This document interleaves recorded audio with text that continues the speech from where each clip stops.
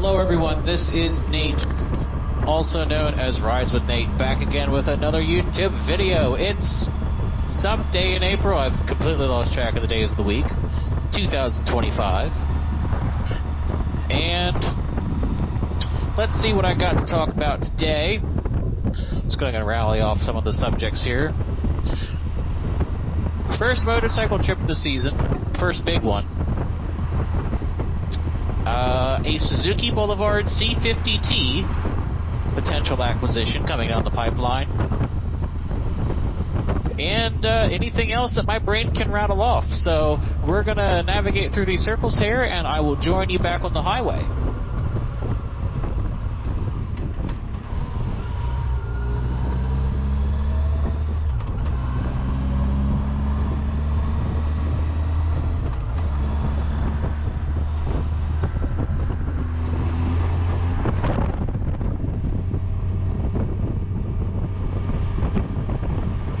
Alrighty, and now that we're up on the highway, I shall start blabbering.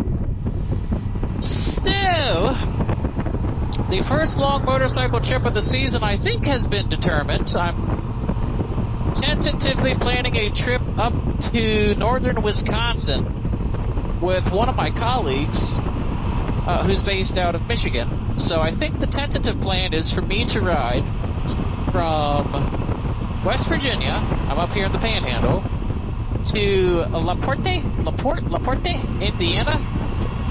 That's about 606 miles if I'm avoiding all the toll roads. And to rest there for the night, we'd meet up the next day and then ride up to Milwaukee, where the Harley Museum is at, spend a couple hours there, absorb all the things there are to absorb, and then head up to northern Michigan, Wisconsin. Not in Wisconsin, but like up toward the lake side, eastern side, and like find an Airbnb or something else up there to stay at for a couple of days. I'd be thinking about leaving on a Thursday, get to Indiana Thursday night. We meet up Friday, spend the weekend riding around Milwaukee. Then Monday I start the return trek home from Milwaukee. If I have the gluteal fortitude, then just go ahead and hammer out the 900 plus miles to get home on that Monday. Or what would be more realistic is if what I will probably do is push to like mid-Ohio, like Columbus, Dayton, somewhere in there, and then sleep for the night and come back the next day. Try to split that 900 miles up into 2 days. So about one day probably push 500 and then one day push the rest. That would be a lot. My max so far is between 350 and 4 in a day. So I know I'm good for about 8.5 hours of riding. But outside of that, I don't know yet. So I'm kind of nervous, but we'll see. If I end up making a partial iron butt out of it or a full iron butt out of it, then well, I can say I've done it, even if I'm not going to bother with the certification from the Iron Butt organization, which I guess is cool if you're into that sort of thing. I don't chase titles. Like I've told my boss a couple of times, I don't chase titles, I chase money. And that applies to my personal life, too. I don't chase titles, I don't chase fame. I like money. I like bike. So we will see what happens. It looks like Chris's helmet is not due in until next month. Womp womp. So yeah, we'll see how that goes. Obviously, I would vlog as much of that as I could, because that's going to be, to get to that part of northern Indiana is probably going to be 9 hours, 10 hours, something like that. It's going to be a not so insignificant amount of time. So we'll see what that turns into. I re-imaged my Mac. I was running Sonoma, Mac OS 12, I think it was, Sonoma. Whatever's before the newest release, Sequoia. It's a 2019 MacBook Pro, pretty well spec'd with a Core i9. Runs through my footage with a pretty good clip. But I can definitely see the machine's age is coming through in the new Mac OS versions. So I'm passively looking at refurbished or used MacBook Pro with the M1 Pros in them to replace it, but I am not ready to, financially ready to replace it yet. Namely, I could go out and buy a brand new M3 Pro tonight, but I have zero desire to. I have one for work. I love my work machine, but I don't need that for my personal workflows quite yet. I'm not going to see the speed benefits.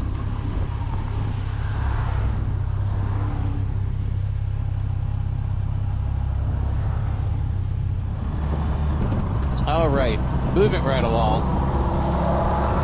So, I don't know when to stop at enough bikes. I like keeping vehicles in general. I like keeping a steady circulation of toys floating through the garage. Well, I don't have a garage, but through the stable.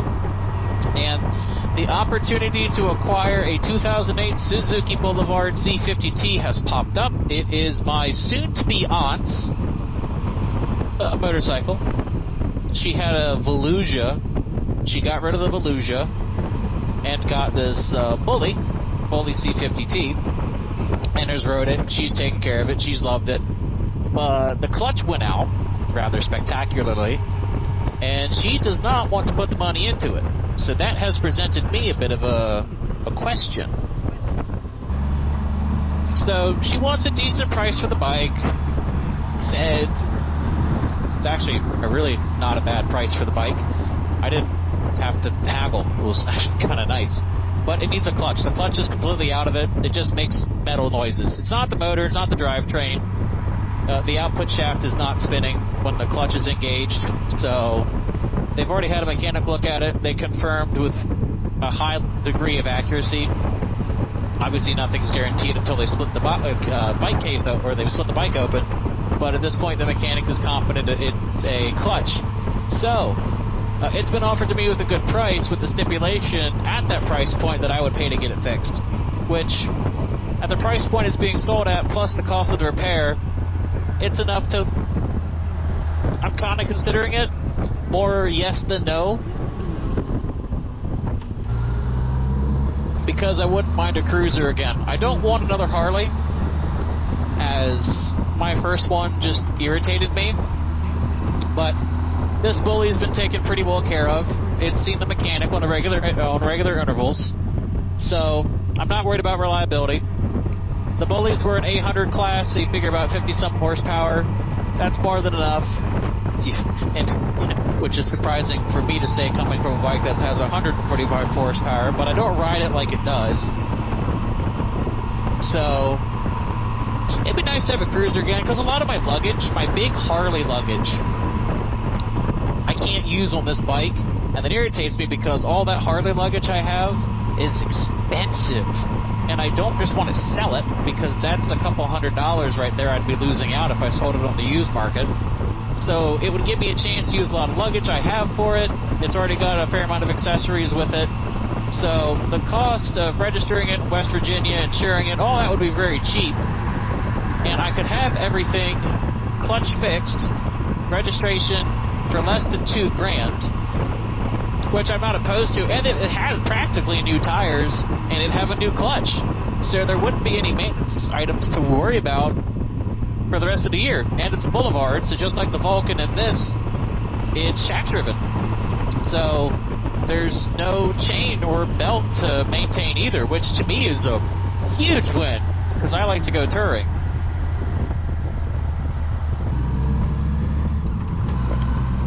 And it matches the criteria of what I like for a bike too. It's not particularly loud. It's not particularly flashy. It does look nice when it has white walls on it, but I'm not going to pay for white wall tires, especially if they aren't needed yet, or be bothered to clean them. They're a pain in the butt. So the question is, I don't want to fix it up here. I don't want to have to haul it up from North Carolina, the Raleigh-Durham area, up here just to have it fixed. So Auntie Maria is just going to see if she can find some place down there, or a mechanic they trust to fix it. He didn't sound interested, but I've learned with some mechanics, it's like, here's money, please fix. Money is a great convincing, or is a great motivator to fix things. Because they trust his work. He's worked on her stuff before, and it's been fine. So as long as they trust him, I'm inclined to trust him too. But yeah, the bullies are liquid cooled, 800 class. It has more than enough power, 500-ish pounds, lighter than this. It'd be a good knock-around bike, because I'm hitting the point where I'm struggling to ride the Super Cub, because the speeds everywhere in my area keep going up and up and up every year, so I'm starting to get more nervous to ride it, unfortunately. So this may end up being the replacement for the Cub, but I don't know yet. We are going to bypass all the traffic lights in town. I don't feel like dealing with this during rush hour. I remember when this was all just field. Oh man, how homes starting in the 400s in this area. Almost, I commuted to the office yesterday for the first time in months. 2.5 hours to go 65 miles or 70 miles, something like that. I don't know why you'd want to spend $400,000 on a new house out here. Not now. I got to looking at homes out here in town are about 170 to 250, which makes more sense for this area. But 400? Get out of here. No way. It's just theft.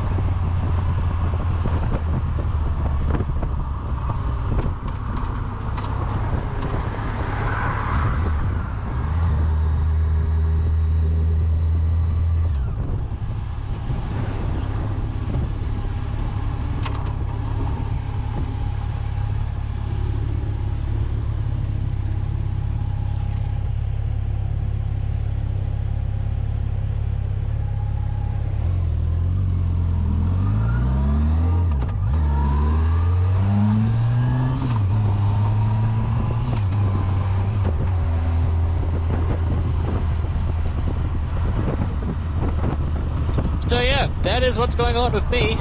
No professional updates. I don't know any more about Seattle. That sounds like it may take a while.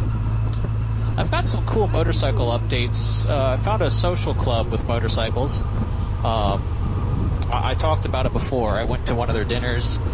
I think there's a bike show in Tacoma Park, Maryland this weekend they're going to attend, so I'll probably ride with them. I hope you plan to stop. So I'll probably stage up at one of their homes and ride over with them. My plan was to go to the gym tonight. It's 4:40. My honey-do list contains grocery shopping. We're trying a new thing where instead of going grocery shopping on the weekends, we go grocery shopping on Wednesday night. It seems to when everything's most fresh. And this guy behind the camera didn't organize a grocery pickup. So I have to go grocery shopping by hand. Yuck.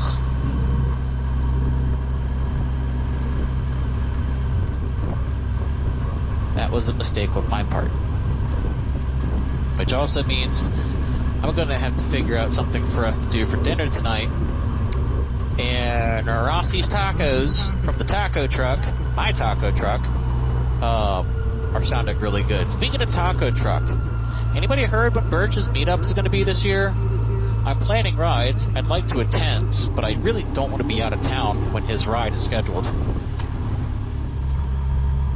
Alrighty, home again. I shall go ahead and end the video here. If you like what you saw today, give me a thumbs up and a subscription if you'd like. It really helps the channel and the algorithms.